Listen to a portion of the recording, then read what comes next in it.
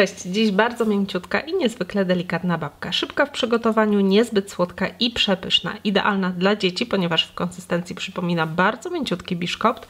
Można ją również zamrozić i przechowywać nawet do kilku tygodni. 200 g miękkiego masła i 1 szklankę cukru.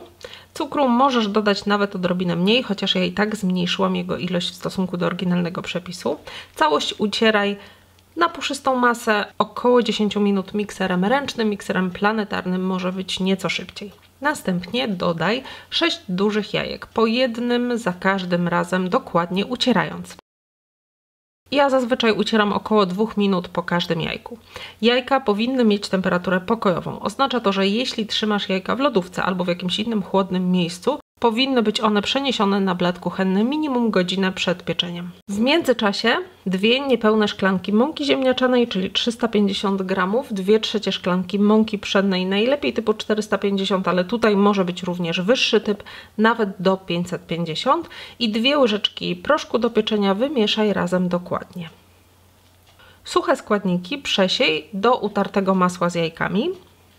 Przesiej, ponieważ mąka ziemniaczana ma bardzo dużą tendencję do zbrylania się i ciężko jest ją rozmieszać w tak gęstym cieście, więc takie przesianie po pierwsze napowietrzy dodatkowo całość, a po drugie unikniesz dzięki temu grudek nierozmieszanej mąki w cieście. Całość mieszaj dokładnie i sprawnie, nie przedłużając tego procesu, aby uniknąć zakalca. Kiedy wymieszasz już całą mąkę, dolej jeszcze oleju. U mnie rzepakowego, może być również słonecznikowy i ponownie wymieszaj całość. I na koniec jeszcze 1 łyżka soku z cytryny. Użycie rózgi czy trzepaczki do mieszania takiej gęstej masy zdecydowanie przyspiesza cały proces. Gotowe ciasto przelej do wysmarowanej masłem i wysypanej bułką tartą lub mąką foremki. U mnie jest to foremka dosyć duża, tego ciasta jest sporo i babka wychodzi naprawdę spora, więc trzeba wziąć to pod uwagę przy planowaniu. Zamiast takiej foremki do babki można również użyć keksówki.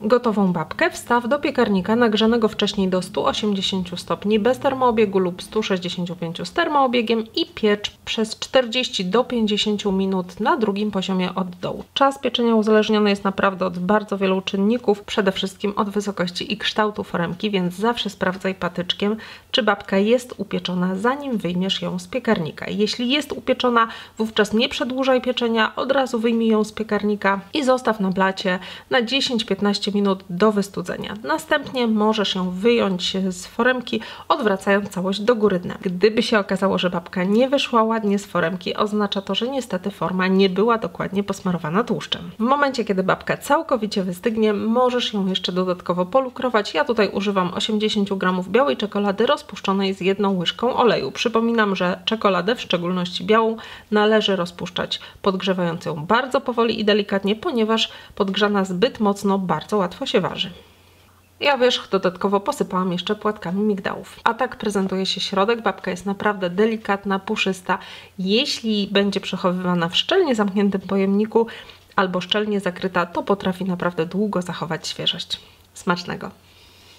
Szukasz sprawdzonych przepisów na pyszne babki, proste mazurki, wspaniałe serniki i kolorowe przekładańce, którymi zachwycisz wszystkich? Nowa książka na słodko zamów na sklep.orchideli.com.